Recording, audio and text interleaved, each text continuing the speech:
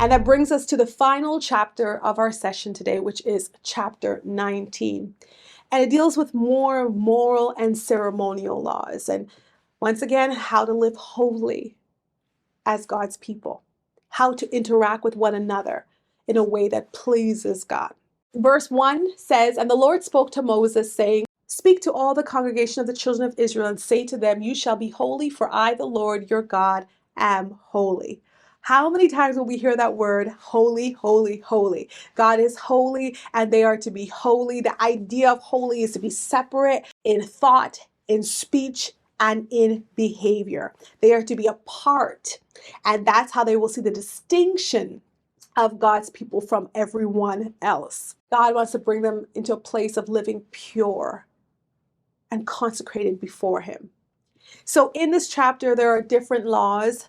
There are laws regarding the respect of parents, where every person is to respect their mother and their father and to keep God's Sabbath, right? Because why? He is the Lord, your God. He is the Lord, the God of Israel.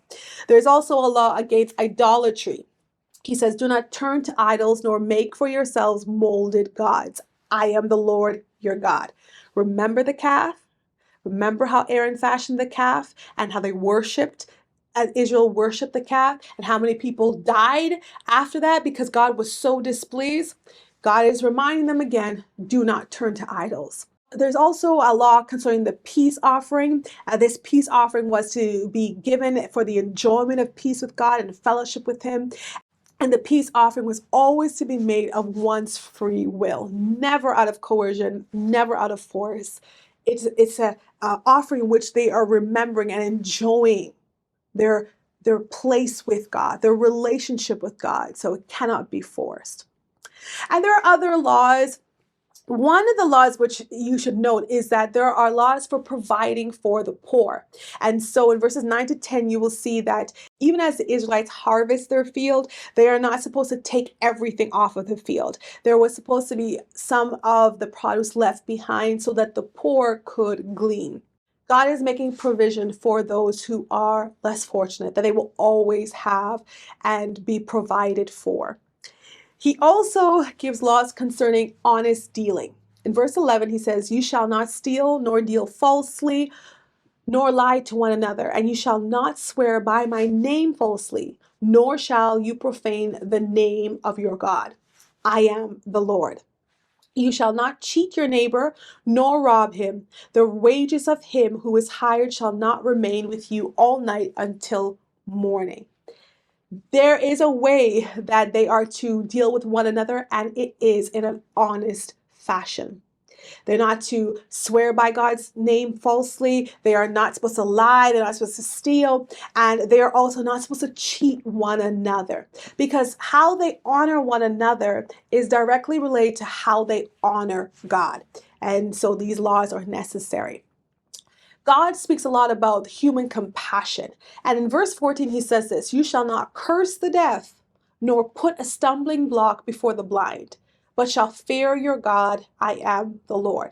So if you treat the blind or the deaf or someone who has some type of handicap, if they treat them badly, then guess what? They do not fear the Lord. They are actually treating God badly. So there must be human compassion and human decency among the people of God. They are not to be unjust in their judgment, not partial to the poor, nor honor the person of the mighty more than anybody else, but they must have judgment that is righteous and that is fair. And then he also says that they should not go about being a talebearer among the people. They should not be gossipers, all right? He doesn't want that among his people. Why? Because he is the Lord, their God. They are to love one another. They are to love their neighbor as they love themselves. There's even one part where he says, "Do not hate your brother in your heart." And that is so important, because sometimes it's easy to be nice in front of someone's face, and in your heart you're wishing nothing but evil for them. And God makes a distinction. That's not to be found among my people. Don't hate them in your heart.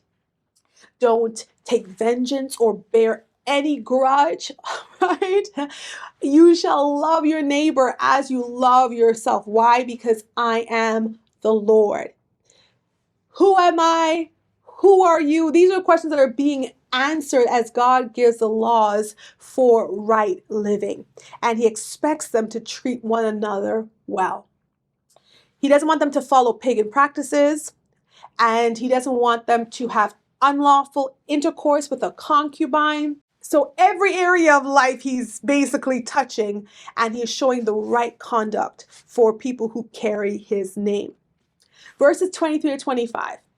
When you come into the land and have planted all kinds of trees for food, then you shall count their fruit as uncircumcised. 3 years it shall be as uncircumcised to you, it shall not be eaten. But in the 4th year all its fruit shall be holy, a praise to the Lord. And in the 5th year you may eat its fruit, that it may yield to you its increase. I am the Lord your God. God is preparing them for their arrival in the land of Canaan. And He's giving them instructions as to how they are going to glean from the land and how they're going to plant and how they're going to harvest. And so when they get there, they are to plant, but the first 3 years, don't touch the food. The 4th year is basically like the first fruits unto God. It is holy. And in the 5th year, they are able to partake. And He promises that it's going to be very productive. The increase is going to be yielded to them. So even in the 1st and the 2nd year where they're seeing fruit and God's like, you can't touch it, they already know that they're going to have great increase as long as they obey the law that God gave them. And this reminds the Israelites that they're going to the land of Canaan. That's where they are headed. That is the goal that God has for them. And so as they go through this time of preparation, they also should have their eye on the promised land, and it will help them to make the journey. As we go through the chapter, God continues to highlight the importance of staying away from pagan practices. He said they should not eat anything with blood.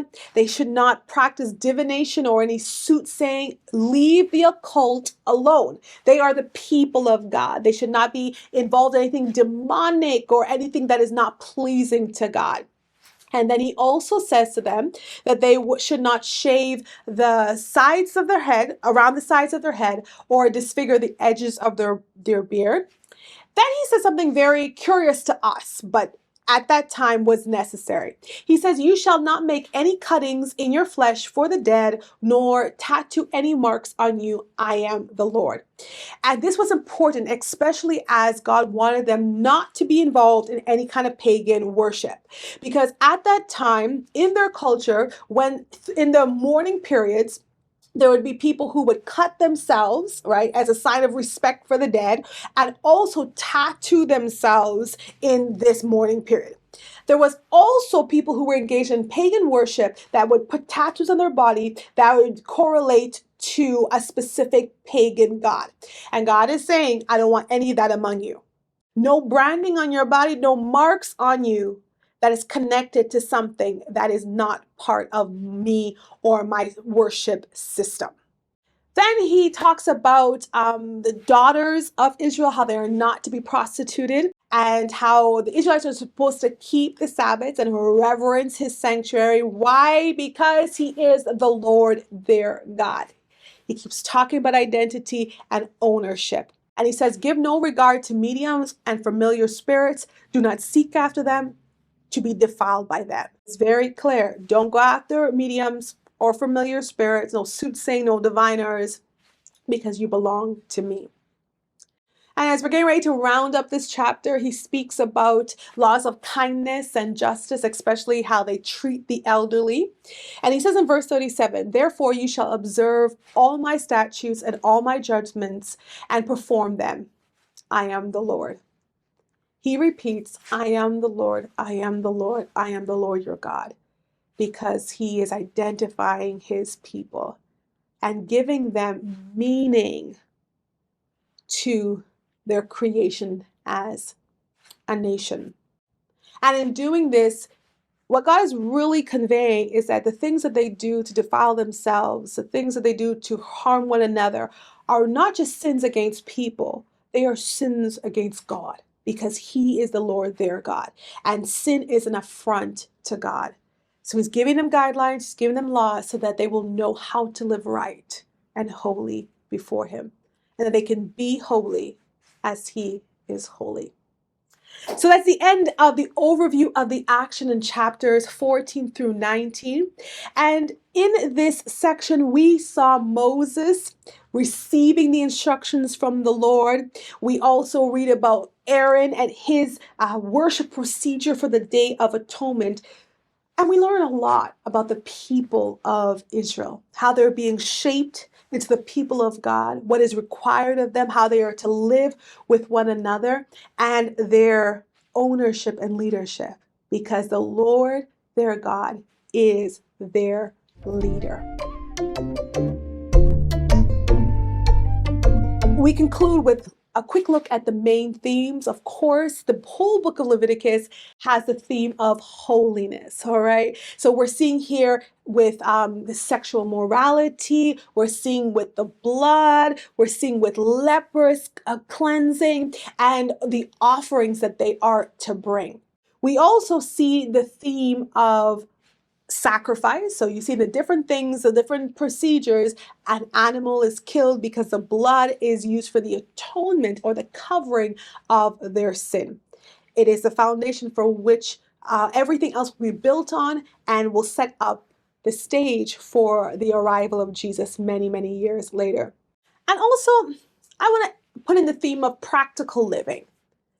God is not just concerned about what goes on inside of the tent of the meeting, but he's also concerned about what's going on in the tent of the people. All right. So in every area of life, God is invested, and the people must realize that it's practical living with a holy God. And as they follow his laws, as they obey his commands, they will be able to live according to his word, and also with the sacrifices to cover their sin, and they'll be able to move forward into the promises of God over them.